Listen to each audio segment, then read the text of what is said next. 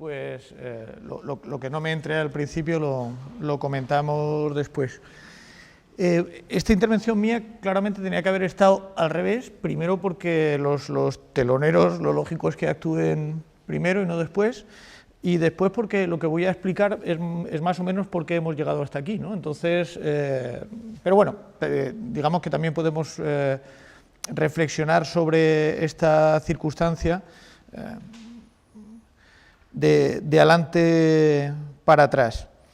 Bueno, antes de nada quiero darle las gracias a Gilberto porque nos esté dando demasiada prisa en este proyecto suyo de la renovación generacional y siga contando con los cincuentones. Y bueno, pues para agradecerle esto yo me he querido ceñir por una vez y sin que sirva de precedente estrictamente a lo que él solicitaba, ¿no? Él me hacía dos preguntas muy concretas y me decía, yo quiero que hables de esto. Y con gran honestidad me decía, yo quiero que hables de esto porque quiero que me contestes estas preguntas porque no sé la respuesta y entonces quiero ver si tú me la das, ¿no? Claro, yo en aquel momento tenía que haber deducido que si él no conocía las respuestas seguramente sería porque yo tampoco, ¿no? Entonces tendría que haber dicho, no, yo prefiero hacer lo que hago siempre, que es dar las conferencias sobre lo que sé y no sobre lo que no sé, pues porque suele dar mejores resultados, ¿no? Pero bueno, el caso es que le hice caso y dije, bueno, voy a ver si contesto a estas dos preguntas. La primera pregunta era extraordinariamente simple, ¿no? Es decir, ¿puede haber un arte local?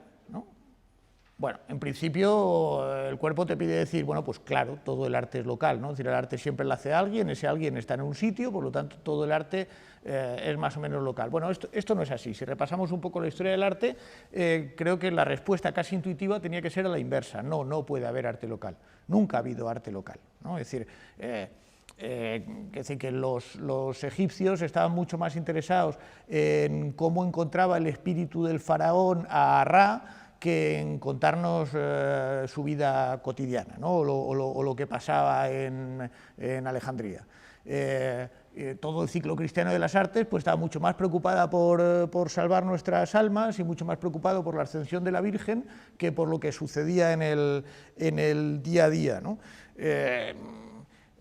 Florencia y Roma, pues evidentemente eran localidades, pero localidades en las que se estaban hablando de pues, dioses clásicos o de dioses cristianos, pero en cualquier caso el mundo de lo cotidiano, el mundo de lo local, el mundo de la intrahistoria de lo cercano, pues casi nunca ha tenido especial o ha suscitado especial interés en los artistas, ¿no?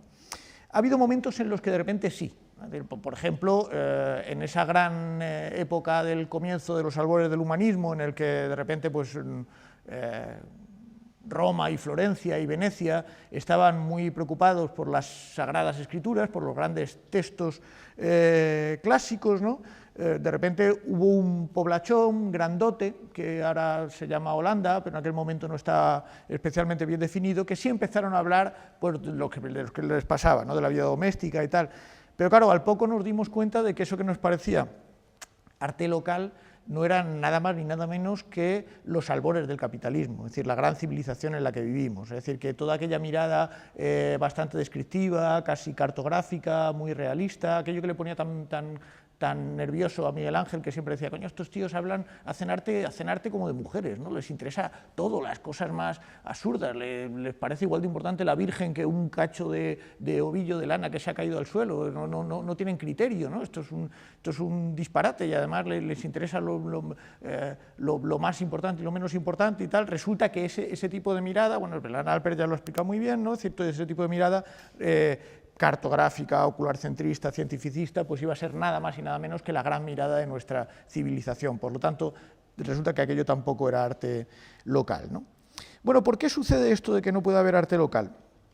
Pues porque, como supongo que saben, el arte no lo hacen los artistas, o igual no lo saben porque ahora ya estamos acostumbrados a pensar que era, pero tradicionalmente el arte lo hacía el espíritu, ¿no? Es decir, los museos estaban llenos de las grandes obras del espíritu humano, ¿no?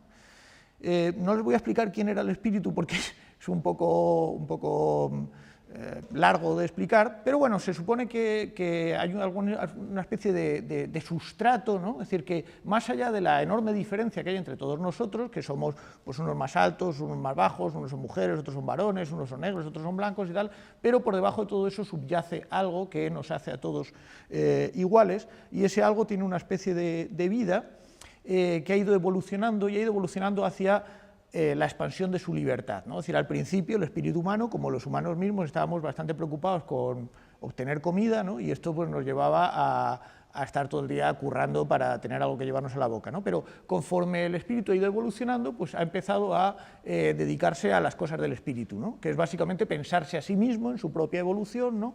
Y en esa evolución del espíritu hacia la libertad, hacia la autoconciencia, hacia el dejar de preocuparse por lo trivial, por lo accidental, por lo transitorio, por lo fugaz, por lo pasajero, por lo del día a día, por lo local, ¿no? Es decir, por lo vernáculo, pues se preocupaba por las cosas importantes, por lo permanente, por lo esencial, por lo necesario, ¿no? Entonces, esto de alguna forma, es decir, por él mismo, ¿no? Es decir, el espíritu se pensaba a sí mismo, ¿no?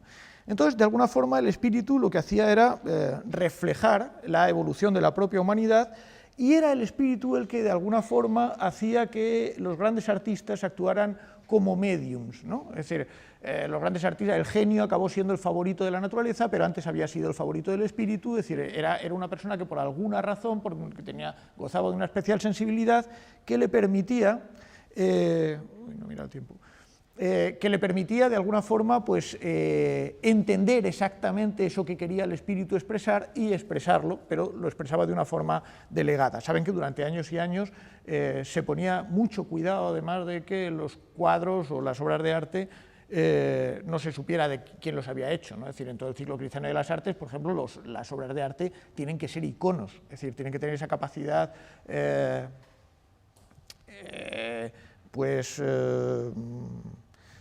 sacra, ¿no? Es decir, de que el verbo se haga carne en ellos, ¿no? Es decir, para cualquier comunidad local, de repente enterarse que el Cristo de la Laguna, por ejemplo, pues era una talla flamenca, es un bajón de energía, ¿no? Es decir, el Cristo pues es el Cristo, y no es una cosa que se haya podido importar o comprar por ahí en un bazar, o algo que haya podido fabricar alguien con sus manos, o mucho menos por un proceso técnico, ¿no? Entonces, incluso en cuando empieza el ciclo humanista de las artes, que sí es un ciclo muy basado en los grandes nombres, ya les digo que estos grandes nombres de alguna forma son los grandes nombres que daban expresión a la vida del espíritu, ¿no? Bueno, pues el espíritu se expresaba en historia del arte. En una historia del arte, que era una historia de los estilos, entonces, conforme iba evolucionando el espíritu, pues el espíritu iba cambiando, y entonces iba cambiando también sus expresiones. Estos cambios eran unos cambios lógicos que los historiadores han venido estudiando y han generado cadenas causales que nos explican pues, eso que se ha atesorado, como nos explicaba hace un rato Pablo, en los museos, ¿no? Que era esa especie de lógica lineal de primero pasa esto, después pasa lo otro y después pasa lo de más allá, ¿no? Sentido muy paradigmáticos. Casi toda la historia del arte ha estado regida por aquel gran dictamen de Aristóteles que dijo que el arte lo que tenía que hacer era pintar actores o pintar personajes paradigmáticos o personajes carismáticos en poses paradigmáticas, ¿no? Un poco lo que ocurre aquí, es decir, gente importante haciendo cosas verdaderamente importantes, ¿no? Es decir, entonces, todo lo trivial, todo lo transitorio, todo lo fugaz, pues una cosa absolutamente carente de importancia. De hecho, el buen artista lo que tenía que saber hacer era precisamente ver lo universal en lo particular. O sea, eventualmente le podía interesar algo de lo local, de lo vernáculo, de lo particular, pero solo para a partir de ello trascenderlo, ¿no? Y saber encontrar lo verdaderamente importante, lo que trascendía, lo que permanecía, que era lo universal, ¿no? Bueno, esto es más o menos el esquema que les he planteado aquí, y que generaba además otro de los elementos centrales para entender este cuadradito que les planteo aquí, que es que todo esto implicaba que, además de la humanidad, había un sujeto universal, y que este sujeto universal podía apercibir la también universal belleza o interés de esos cuadros que se atesoraban en el museo y que organizaban la historia del arte, ¿no? Es decir, de alguna forma, todos al entrar en el museo podíamos percibir la enorme maravilla que teníamos ahí en aquel museo, básicamente porque, insisto, a pesar de que cada uno tenía su gusto vernáculo, luego subyacía a todos nosotros una humanidad común que era la que nos permitía, siempre y cuando reprimiéramos ese gusto vernáculo, es decir, ese encanto, ese gusto por lo nuestro, ese gusto por lo que a cada cual le pide el cuerpo, entonces sería capaz de percibir la belleza o el interés de esas grandes cimas del espíritu, ¿no? Es decir, por entendernos, es decir, a todo el mundo le gusta pues el vino en el que le mojaron la chupa cuando era pequeño, ¿no? Pero de alguna forma se adquiere cultura, y la cultura, en el tiempo en el que les estoy hablando, no tenía la misma acepción que tiene ahora, es decir, se adquiere alta cultura, es decir, se hace cursos de cata, aprenderá a distinguir que el buen vino no es el de su pueblo, sino el de no sé qué viña de Borgoña o de no sé dónde, ¿no? Entonces, si uno adquiere cultura, es capaz de superar los gustos vernáculos o locales, ¿no? Bueno, quizá mucho antes, pero cuando de alguna forma se populariza este nuevo modo de pensar, es decir, más o menos a mediados de los años 60, se hace popular una forma de pensar que entiende que todo este cuadro, que todo este acontecimiento, no es nada más que un ejemplo de un radical etnocentrismo. Es decir, que eso del espíritu no existe, que estamos llamando espíritu al gusto de los varones blancos occidentales que han creado un canon que, como explicaba ahora Pablo, básicamente lo que se ha organizado expulsando de ese canon todo aquello que no entraba en el canon, ¿no? Y que además no solo eso, se han arrogado varias potestades. Primero, la de decir existe un sujeto universal, por lo tanto puede haber un sistema de dominio universal, ¿no? Es decir, no debería haber tampoco gobiernos locales, puesto que el sujeto, puesto que la humanidad es una, ¿no? ¿Quién debería entonces gobernar a esa humanidad una? Pues seguramente esos señores que precisamente tienen la capacidad de trascender lo particular y elevarse hacia lo universal, es decir, precisamente estos señores que han generado los museos bajo esa hipótesis de trascendencia de lo vernáculo, y que han creado esto que hoy llamamos un sistema de poder saber, ¿no? Que también lo explicaba ahora muy bien Pablo, ese mecanismo por el cual el dibujo o la representación también era un poderoso sistema de dominio. Ese poderoso sistema de dominio que sirve para que, bueno, pues lo que hacen los negros o lo que hacen los sudamericanos no va a los museos, sino que va a los museos de etnografía, no va a los museos de historia del arte, precisamente porque es vernáculo, porque es local, porque es incapaz de trascenderse hacia lo universal desde lo cercano, ¿no?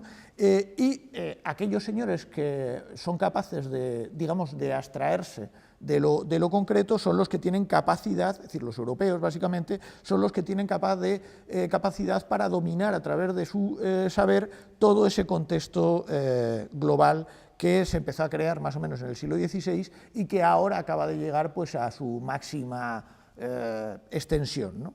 Entonces, bueno, pues ese sistema de poder saber, como ven ahí, básicamente ahora entendemos que fue el sistema que alimentaba eso que hoy llamamos el colonialismo y que es, de alguna forma, lo que organizó eso que hoy llamamos la globalización. ¿Qué es la globalización? Bueno, pues la globalización, esto es fácil de entender, lo sabe todo el mundo, es un sistema de economía global a escala planetaria, basada fundamentalmente en el flujo de los capitales y de las mercancías, que astutamente ha puesto en crisis al Estado-nación y a cualquier otra forma de resistencia vernácula, es decir, no hay forma humana de resistirse a estos flujos de mercancías y de capital, el Estado-nación no tiene capacidad de gestión para luchar contra, digamos que esta capacidad de competencia global, que está basada en la deslocalización, es decir, en el hecho de que la producción no tiene que estar localizada en un determinado sitio, sino que se tiene que ubicar allí donde haya mejores condiciones laborales, lo cual exige una gran flexibilidad por parte de los trabajadores, que tienen que estar constantemente capacitados o dispuestos a no solo cambiarse de ciudad, sino también cambiarse de experiencia, de trabajo, de matrimonio, de amigos o de lo que fuera, precisamente para adaptarse a esa constante deslocalización.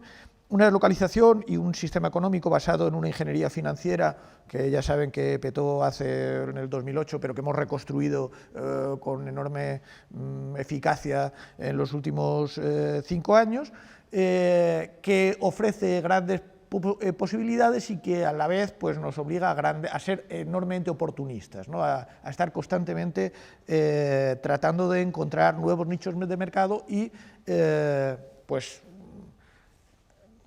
digamos que explotando sus ventajas. Tiene que ver también con unos medios de comunicación planetarios que nos han convertido, que han generado por primera vez, digamos que una esfera pública global, ¿no? Es decir, todos accedemos a unas industrias de la cultura pop, ¿no? En el que de alguna forma pues las viejas culturas del espacio se han transformado en culturas del tiempo, ¿no? Es decir, antes la gente en Burgos cantaba las canciones de la gente en Burgos, ¿no? Y los abuelos y los nietos se sabían las canciones que se cantaban en Burgos. Ahora los abuelos en Burgos cantan las canciones que cantaban los abuelos en todas las partes del mundo y los jóvenes de Burgos cantan las mismas canciones que los jóvenes de Johannesburgo o de Miami. Pero sin embargo los abuelos no se saben las canciones de los niños, de sus nietos, ¿no? Es decir, ahora digamos que hay comunidades culturales, que son comunidades temporales y no comunidades espaciales. Y además de todo esto, pues la globalización también determina un sistema de riesgos absolutamente globales, ¿no? Una especie de gran efecto mariposa que consiste en que digamos que ya no existe un país contaminante que esté él muy contaminado, sino que la contaminación, el CO2, pues fluye por el planeta y ahora ya los riesgos son absolutamente globales, ¿no? Entonces, bueno, esta caracterización que es canónica esconde una mentirilla que es la que yo quisiera comentar ahora, ¿no?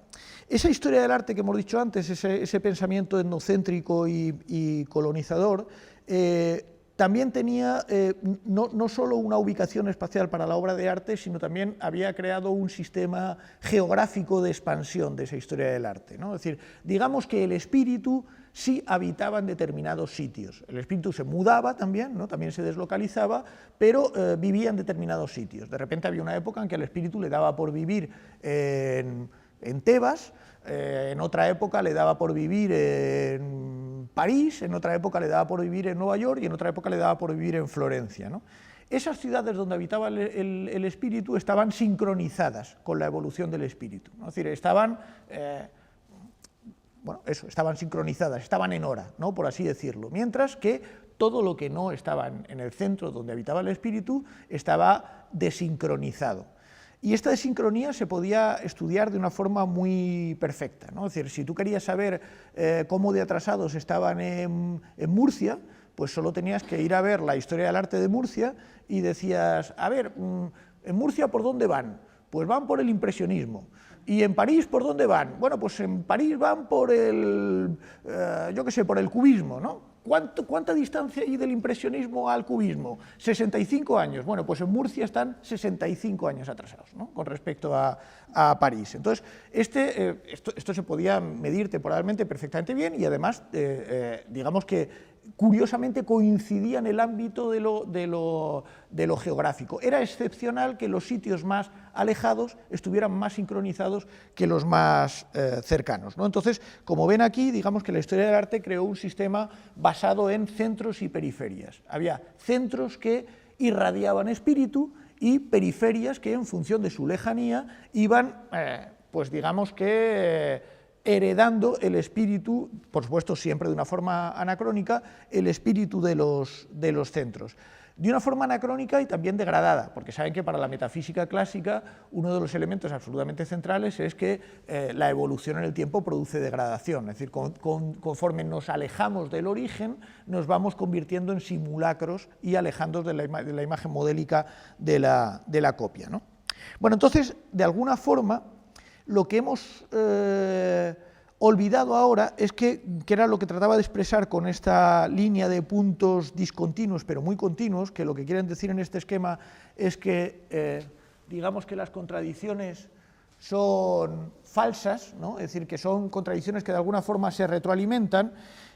La globalización necesita la periferia. Es decir, habitualmente pensamos que lo que vivimos es en un mundo globalizado, en un mundo imperial, y que ese mundo imperial lo que ha hecho básicamente es degradar cada vez más la periferia, degradar cada vez más los saberes locales, degradar cada vez más los espacios alejados del centro. Digamos que se ha producido una colonización del planeta entero.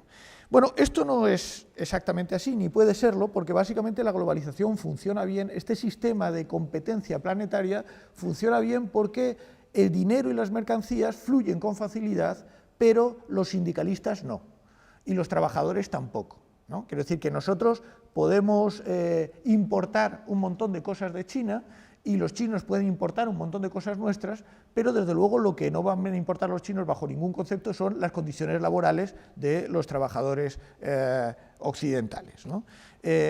Para eso hay que crear un sistema en el que digamos que la economía sí es global, pero sin embargo la cultura no es global. Entonces inventamos cosas fascinantes como eso que llamamos la Europa de los pueblos, ¿no? Que consiste en que uno, en la medida en que es ingeniero, sí es europeo, ¿no?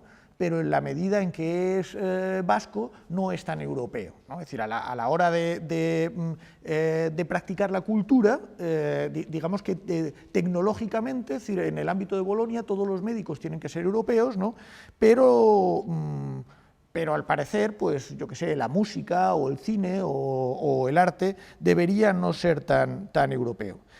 Esto no solo por salvaguardar la libre competencia de todos los trabajadores que el señor Carlos Marx quería mantener unidos, ¿no? Sino además por crear una fórmula de compensación.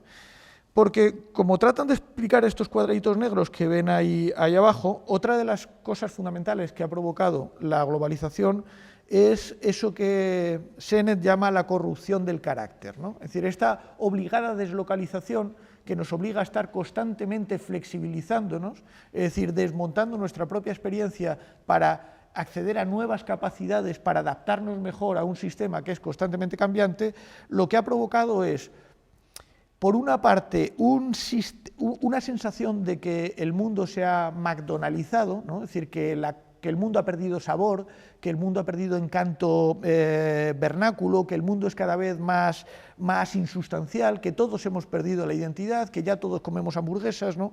Y además que, digamos, que esto ha provocado un mundo de absoluto, eso que llamamos la civilización del riesgo, ¿no? de absoluta angustia, en el que no sabemos quiénes somos, nuestro matrimonio es inestable, nuestro trabajo es inestable, nuestra vida en una determinada ciudad es inestable, nuestros amigos son inestables, nuestra propia capacidad y experiencia también es inestable, y esto nos provoca una angustia absolutamente bestial que de alguna forma hay que compensar, porque durante mucho tiempo la sociedad burguesa compensaba esto, como bien saben, con el sistema de la carrera, que consistía en que uno, pues, digamos que se hacía ingeniero para toda la vida y tenía una vida con planteamientos, nudos y desenlaces, ¿no? Ahora, como esto ya no se puede tener, pues hay que crear sistemas de compensación que tengan que ver con que cuando alguien tenga ya una terrible angustia a la hora de preguntarse eso de quiénes somos, de dónde venimos y a dónde vamos, es decir, qué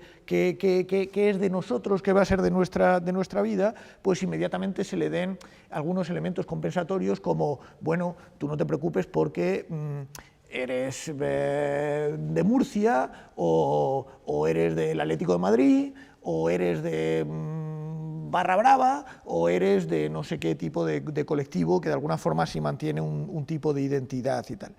Bueno, Con esto lo que quiero expresar es que no vivimos en el mundo de la globalización, sino, como McLuhan dijo, vivimos en la aldea global. Pero así, en la aldea global. O sea, vivimos simultáneamente en lo global y en lo aldeano.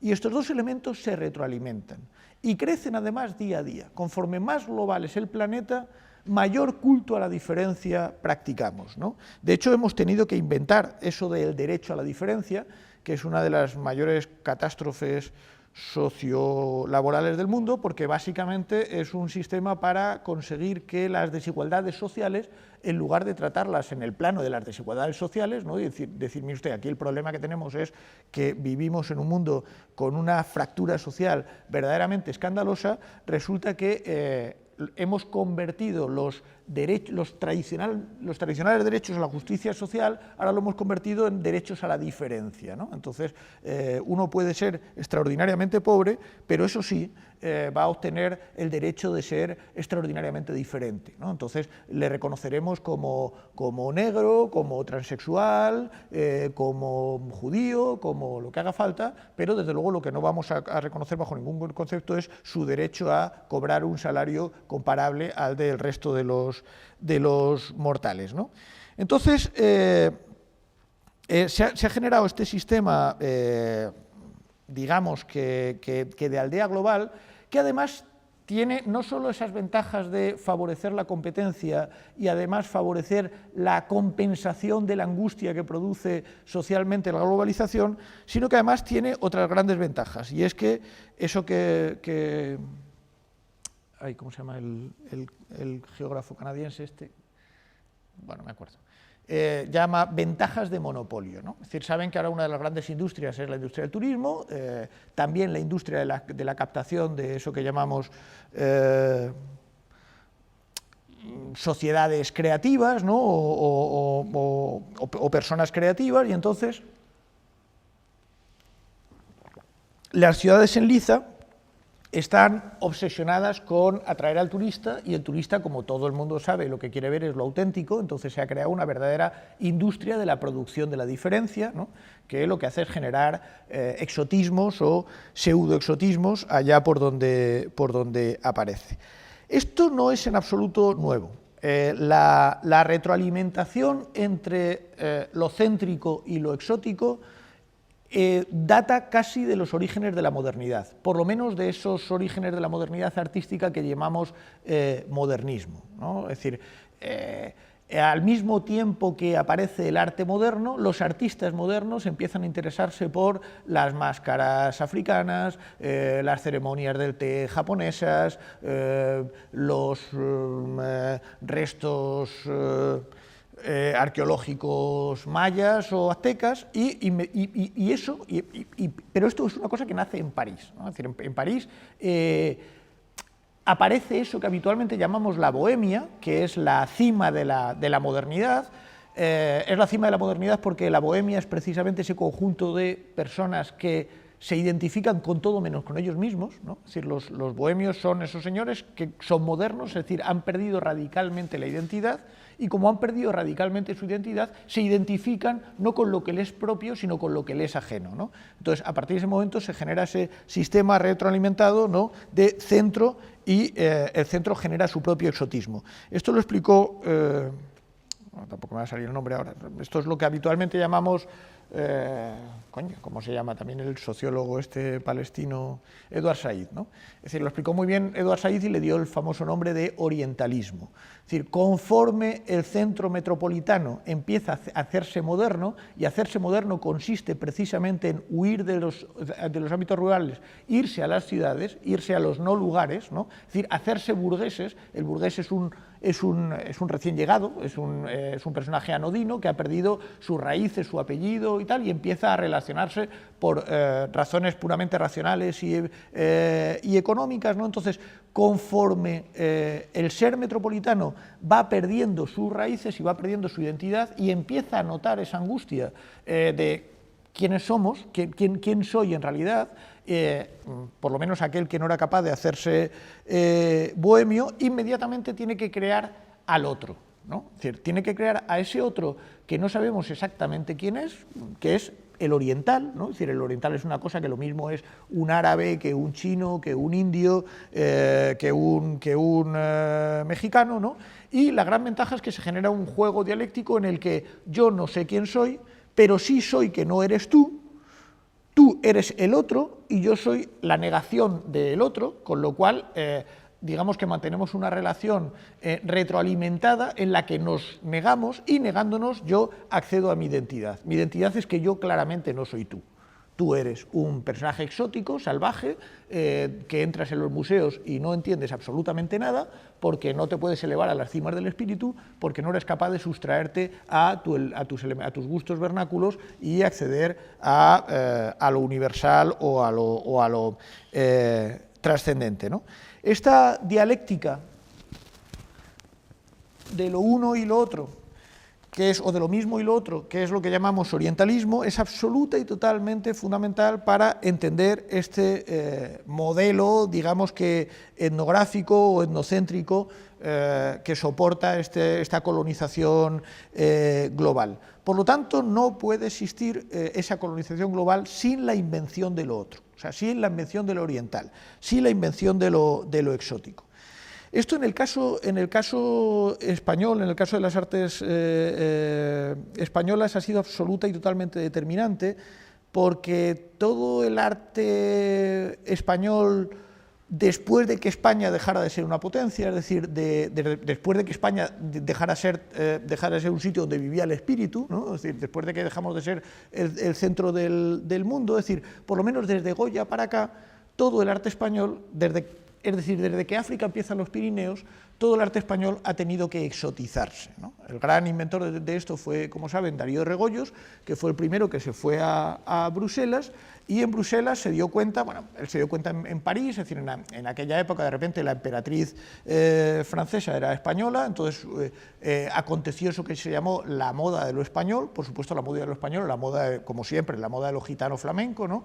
Entonces es la época en la que recordarán a Manet pintando flamencas y gitanos y cosas raras, Manet, ¿no? Es decir, el pintor de la vida moderna, ¿no? Pues también se doblegó a esta moda de lo español, y Darío de Regoyos de repente se dio cuenta que se podía ir a Bruselas, y en Bruselas empezó a pintar. Darío de Regoyos, como saben, pintaba bastante mal, tenía gracia, pero era un pintor bastante flojito, pero sin embargo pues empezó a pintar procesiones de Semana Santa, penitentes, corridas de toros, muy sanguinolentas,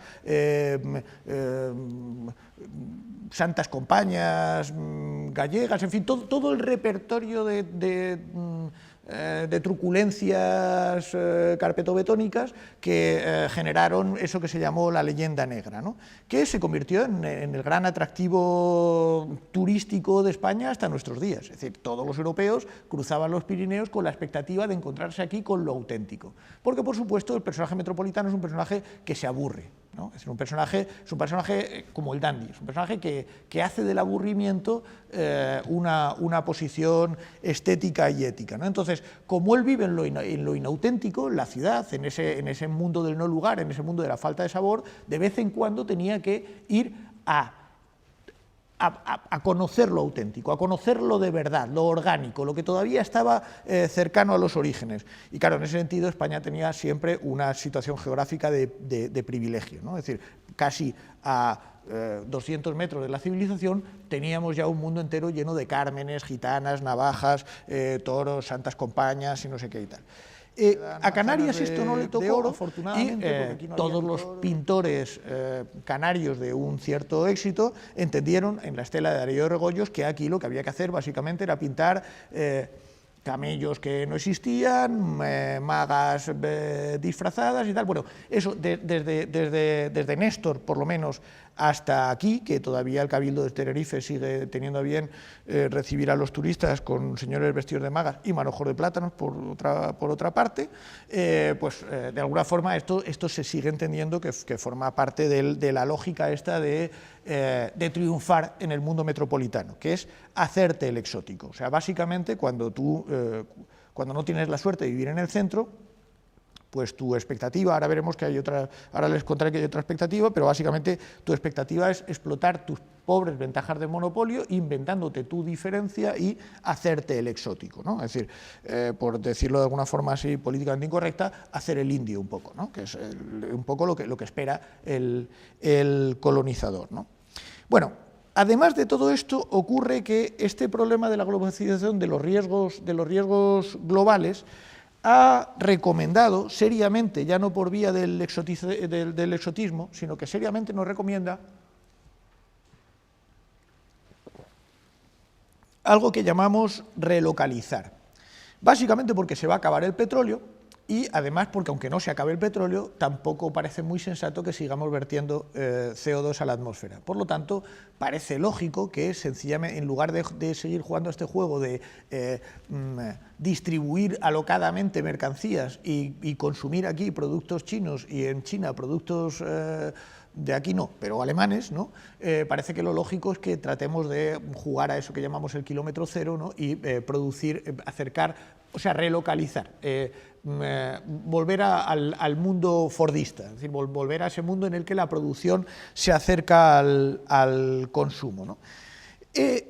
Por eso les pongo esa doble flecha de oposición que hay ahí entre la relocalización y la identidad, porque esto es la relocalización que es absolutamente central, y además es central también en el ámbito de lo cultural, no tiene nada que ver con el retorno a las identidades locales. O sea, es un problema puramente técnico que tiene que ver con solucionar los graves problemas que está provocando la globalización.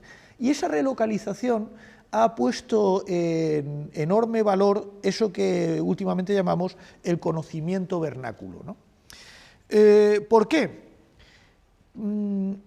No por compasión hacia el colonizado, sino por verdadero interés. Es decir, primero porque acabamos de descubrir que una de las cosas que estamos perdiendo es eso que llamamos la biodiversidad, y esto de la biodiversidad no es broma, digamos que son muchos productos farmacéuticos en ciernes, y nos estamos quedando sin ellos, y entonces empezamos a decir estas cosas tan fantásticas neocoloniales de, bueno, no podemos dejar el Amazonas en manos de los colombianos y de los brasileños, porque no hacen nada más que quemar árboles para plantar soja para alimentar a las vacas del McDonald's, ¿no? Entonces, como estos son unos brutos que no saben hacer agricultura biológica, pues tenemos nosotros que empezar a recolonizar todo esto antes de que se carguen el Amazonas y toda su biodiversidad, ¿no?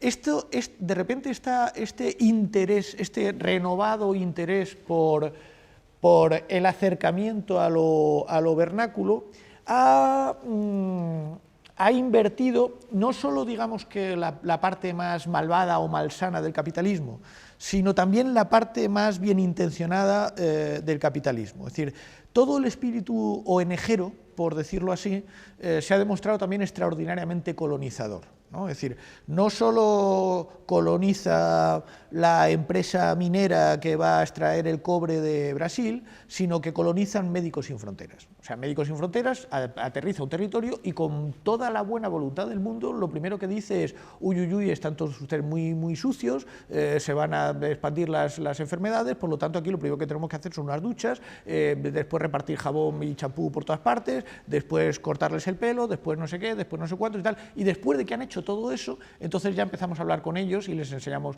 inglés o lo que haga falta y tal, pero de momento, de una forma muy bien intencionada, lo que hemos hecho es claramente exportar un modelo de vida a unos señores que de repente habían descubierto algo tan fantástico como hacer eso que ahora nos interesa tanto, que son las economías circulares, ¿no? Es decir, esas economías en las que nada se desperdiciaba y lo que en su momento nos parecía, bueno, no nos parecía porque no nos pareció nada, lo que en su momento tipificamos como sociedades subdesarrolladas, que por lo tanto había que aceleradamente desarrollar, ahora que sabemos que el desarrollo tiene los días contados, de repente nos empiezan a interesar esas sociedades subdesarrolladas por la capacidad que tenían precisamente de generar economías que no eran economías del crecimiento, es decir, eran economías que no necesitaban el desarrollo, ¿no?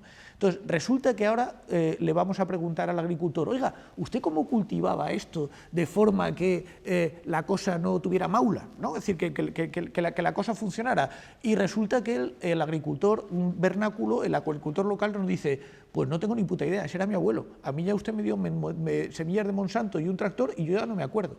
Y entonces de repente hemos dicho, coño, ¿quién se acuerda de...? ¿Hay alguien por ahí? Tal, y resulta que ya no quedan, ¿no? Entonces, ahora de repente al de Médicos Sin Fronteras le estamos diciendo, mira, vete un poquito más despacio. Es decir, antes de llenarlos a todos estos de vacunas y de no sé qué y tal, pregúntales a ver qué coño hacían con el agua poco potabilizada y por qué no se morían tomándola, porque a lo mejor resulta que es que nosotros vamos a tener poca agua clara dentro de nada y a lo mejor resulta que estos tenían algunas cosas que les podíamos preguntar antes de darles la charla, ¿no? Bueno, entonces eso ha despertado un enorme interés en este espacio de la relocalización por lo que llamamos el conocimiento vernáculo, que por supuesto tiene mucho que ver también con el retorno, es decir, con la relocalización en el plano de lo cultural, ¿no? Que tiene que ver con esto que les pongo aquí, que es frente a aquel sistema de arte aristotélico que consistía en poner figuras carismáticas en poses paradigmáticas que generaban modelos de comportamiento, ahora nos interesa cada vez más los ejemplos, ¿no? Es decir, no que nadie nos dé la charla y nos diga cómo solucionar los problemas, sino que nos diga, oiga, ¿usted cómo se lo monta? ¿No? ¿Usted cómo venía solucionando estos problemas? ¿No? Entonces hemos pasado un poco del paradigma del modelo artístico al paradigma del ejemplo. Y dentro de ese cambio paradigmático ha sucedido un poco lo que nos ha expresado antes Pablo, que es el salto de estos dos grandes cuadros que tengo aquí encima, ¿no? Es decir, hemos pasado del ámbito de la autonomía, que era el ámbito del arte, bueno, de eso que antes decía Pablo, de ese esquema de Alfred Barr lineal en el que empezamos en el Renacimiento y terminamos, como no, en el triunfo de la pintura norteamericana, ¿no? Es decir, curiosamente, y luego evidentemente hay meandros, pero esos meandros efectivamente están en rojo porque son pues cosas de chinos, de orientales, gente rara, ¿no? Y tal. Bueno, ese ámbito de la autonomía que está basada en un arte de autor, cuyas obras, objetos, se atesoran en un museo que produce consensos, ¿no? Un museo que está organizado de una forma histórica, que está basado en la inutilidad del arte. Esto lo hemos explicado ya 1000 veces, no vamos a volver a eso, pero vamos, saben que desde los inicios, desde la aparición de la estética, desde Kant, el inutilitarismo artístico era como la gran válvula de escape a este racionalismo ilustrado, basado en el género, no en el sistema género-sexo, sino en el género artístico, ¿no? Es decir, basado en que el pintor pintaba, el escultor esculpía y el bailarín bailaba, ¿no? Y en la idea de un sujeto universal que si no era capaz de ascribirse a ese consenso general sobre la belleza del arte era porque era un primitivo que lo que había que hacer era educarle, ¿no? Bueno, pues todo esto ha generado una serie de pares antagónicos. La autonomía ha generado ahora una heteronomía que ha generado un nuevo interés por un arte inmersivo, por generar no mundos otros, sino otros mundos, es decir, otras formas de vivir en este mundo. El arte de autor ha generado un interés por el arte de colaboración, por la inteligencia colectiva. El museo ha generado un interés dialéctico por lo que llamamos nuevas institucionalidades, de las que Pablo nos ha dado buenísimos ejemplos, ¿no? En las que básicamente de lo que se trata es no de escenificar el consenso universal, sino de escenificar los disensos locales, esto que llamamos intersticios, es decir, museos que hacen como si fueran museos, empresas que hacen como si fueran empresas, escuelas que hacen como si fueran escuelas, es decir, que de alguna forma se integran en este modelo globalizador al mismo tiempo que se desintegran de él para actuar como una cuña de transformación, ¿no? En este nuevo paso en el que ya no son las actitudes las que se convierten en formas, sino que son, digamos, que los espacios de disenso los que se convierten en formas, ¿no?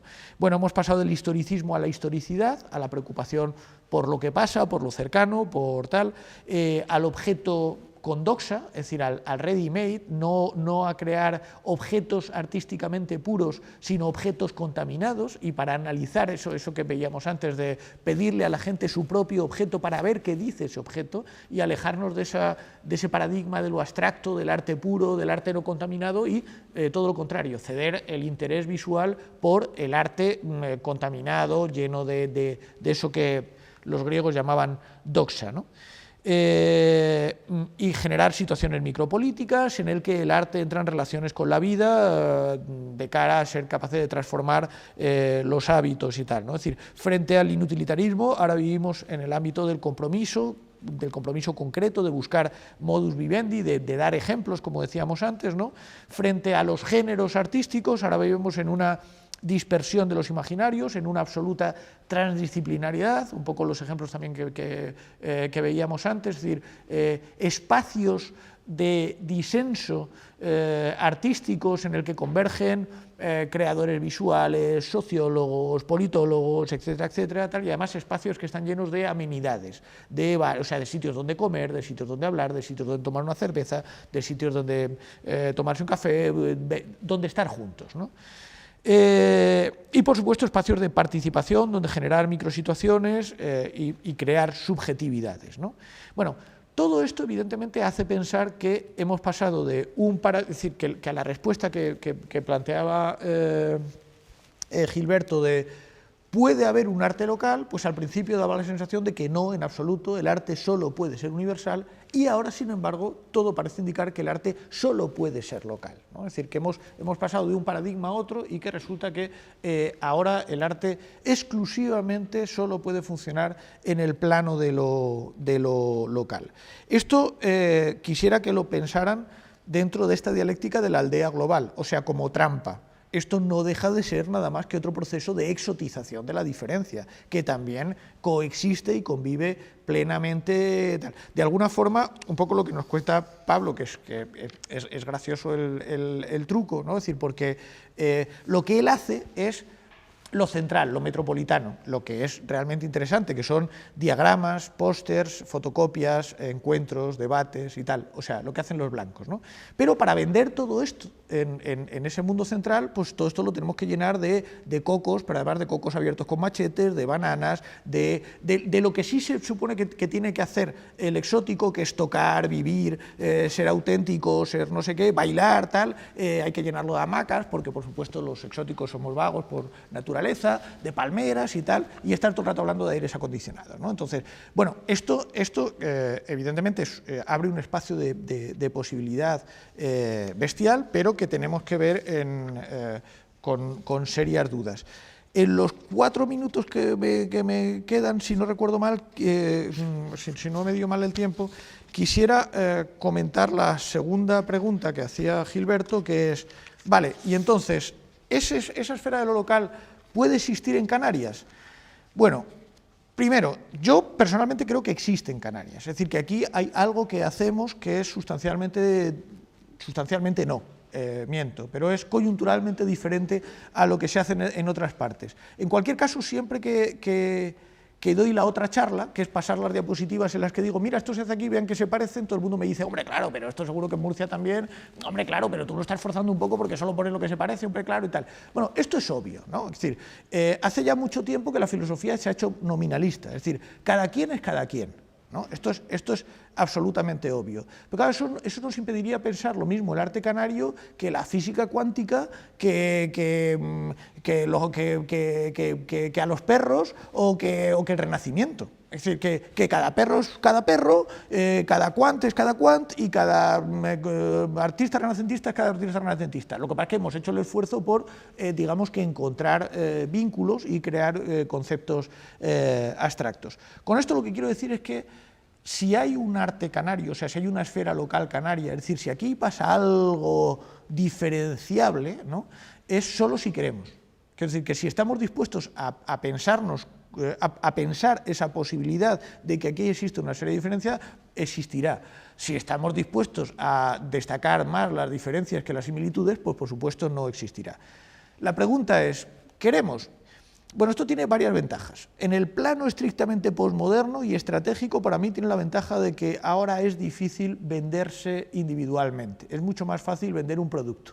Es decir, para salir de donde estamos es difícil salir tirando tus propios pelos. Entonces yo creo que es mucho más astuto vender arte canario que vender un artista canario. Tal y como es el arte canario, porque sería más fácil vender un artista canario exótico, lo que pasa es que aquí los artistas canarios les ha dado por no querer ser exóticos, que es un problema tradicional, que no, bueno, esto genera muchos inconvenientes, ¿no? En el plano del modernismo, a mí me parece que esto de pensarnos todos juntos tiene la gran ventaja de que genera complejidades, articula las creaciones, en fin, hace más interesante el arte, ¿no? Y además nos obliga a pensar los unos sobre los otros, que me parece un ejercicio de cortesía local bastante interesante, ¿no? Y sobre todo, me parece absolutamente ventajoso por una razón, y que es lo último que quisiera comentar ahora, y es que si se han fijado en este esquema de aquí, lo que me falta por explicar es eso que pone ahí, eso que destaco ahí, que son las prácticas, ¿no? O sea, yo creo que uno de los grandes acontecimientos del arte contemporáneo es que el arte contemporáneo ha vuelto, digamos que a sus orígenes griegos, ya no son objetos artísticos, sino que es algo que podríamos llamar una mezcla de ars y techné. El arte contemporáneo ahora básicamente es una especie de energía, por entendernos. Todo el mundo hace arte, pero no en plan Boyce, todo el mundo es artista en la medida en que todo el mundo puede encontrar dentro de sí una parte vernácula, una horadada por la globalización y sacar una especie de creatividad ancestral. No, no, no, no. Todo el mundo es artista de verdad, sin hacer ninguna boisada al uso. Es decir, mis hijas se pasan el día haciéndose fotos con el móvil y colgándolas en el Instagram, y con eso además consiguen grandes cosas. Consiguen amigos, se entienden a sí mismas, ligan mogollón o no ligan nada, o no sé qué. Tal. Es decir, ahora ya la fotografía no es un objeto, ni tan siquiera es una cámara, ni tan siquiera tiene nada que ver con establecer relaciones entre la velocidad y la apertura del obturador. La fotografía es una práctica que practica todo el mundo y que le sirva a la gente para entenderse, coaligarse, moverse por el mundo y tal. Esto es el arte contemporáneo. Y el arte contemporáneo va a ser así siempre. Hemos salido del ámbito de la historia del arte y nos vamos a mover en el ámbito de los estudios visuales, en el cual las energías artísticas van a servir para que todo el mundo haga cosas en el ámbito de la imagen que no van a tener nada que ver con las obras de arte de autores y todas esas cosas de las que ahora veníamos hablando. Y por lo tanto, esto solo se puede desarrollar razonablemente en una esfera local, aunque creamos una esfera local en red, ¿no? Que yo desconfío bastante de esas esferas locales en red. Y esto soluciona uno de los grandes problemas que provoca la relocalización, porque una de las grandes cosas que tenía esto de los museos, este sistema modernista, es que servía para practicar esto que venía en la parte de arriba de aquí, que es la escasez y la excepcionalidad, ¿no? Las obras de arte eran muy poquitas, y con eso nos bastaba. Nos basta con 5 genios cada Renacimiento, porque todos podemos pensar a Leonardo y además todos convergemos en el pensamiento sobre Leonardo, ¿no? Es decir, ¿qué va a pasar ahora cuando hasta mis hijas son artistas, ¿no? Es decir, ¿qué va a pasar ahora cuando ya no vivamos en una economía de la escasez, sino una economía de la sobreabundancia? ¿Cómo vamos a pensar esto? ¿Cómo vamos a articular este panorama si la camiseta que llevo, la forma en la que me muevo, la foto que cuelgo en el Facebook y tal, si todo eso va a ser susceptible de ser pensado en términos artísticos? Bueno, pues tendremos que volver a algo que yo habitualmente, se lo habré contado 1000 veces, ¿no?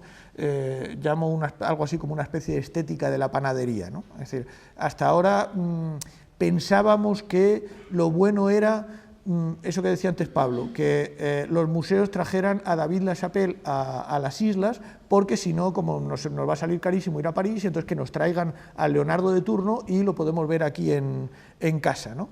Y eso funcionaba en el ámbito de las artes. Necesitamos un genio en París y nosotros lo pensamos desde aquí. Eso solo vale con las artes. O sea, imagínense ustedes que nos dijeran, no, vamos a tener un Dr. House en Nueva York, pero no lo van a encontrar aquí en el centro de salud de la Laguna, ¿no? O vamos a tener un cocinero que te cagas de bueno, pero en Gerona, allí en el Bulli. Te dice, esto a mí no me interesa, yo quiero un médico mediocre, pero en mi centro de salud, y quiero un cocinero como Dios manda, pero en la esquina de mi casa que me haga buen pan, ¿no? Entonces, a partir de ahora, yo creo que vamos a evolucionar hacia, me importa un bledo, las grandes corrientes metropolitanas de grandes genios, 5 al siglo, y lo que quiero es tener una panadería al lado de casa, es decir, un centro donde podamos hacer lo que creo que debemos hacer, que es ver cómo esas prácticas artísticas que están absolutamente gobernadas por esta colonización del intelecto general que se ha generado en el posfordismo, ¿no? Es decir, que mis hijas están todo el rato colgando en un selfies, digamos que poses escandalosamente, o que su madre y yo pensábamos que estaban superadas desde hace mucho tiempo sobre los modelos de la feminidad, ¿no? Entonces, el problema no es enseñarle a mis hijas a manejar el obturador, sino a manejar esas herramientas de una forma un poquito más, vamos a decirlo, contrahegemónica. Y para eso deben servir esas panaderías culturales que nos deben juntar de vez en cuando en cada localidad para decir, oiga, que está pasando esto y tenemos que utilizar críticamente esos medios de la imagen que el mundo globalizado ha puesto a nuestro servicio para utilizarlo contrahegemónicamente. Entonces, yo creo que esto van a ser digamos que los nuevos aspectos locales, y este es para mí el gran argumento por el que conviene hacer el esfuerzo de pensar la esfera local canaria. Y bueno, me he pasado como siempre un poco, pero lo dejo aquí y si quieren seguimos hablando de todas estas cosas.